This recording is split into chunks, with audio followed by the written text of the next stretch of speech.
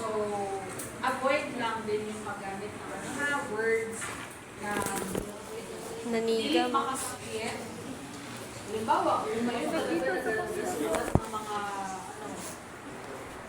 future or mga malay mo sa inyo at hindi na yung Avoid using niga. mga libro.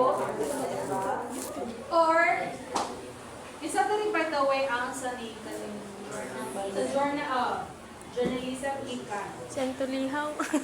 Diba? Alam niyo yan, diba? So we have mga, mga rules and ano yung mga hindi dapat isali sa inyo. Magaling sensitive po dati. Sa Okay. niga. So yun lang about the language use. So sa ano ko na lang i-discuss yung hindi ko nasali yung PowerPoint na yung figurative language. Wala na yung niga sa So kanila. yan ako yan siya next time. Mas grabe pagkaulay niya. Grabe pagkaulay. Crisis yun ka. Okay, so your activity is nakamantay time. So you may take a picture lang sa ani. Sige, pwede mo mag-take ng picture. Like mag-picture tayo.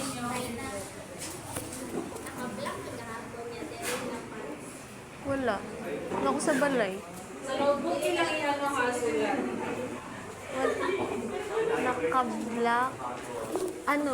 Dili siya black na black. Ano lang? Ano man? Ano to? 7-Eleven to. Wait ba? Ulat.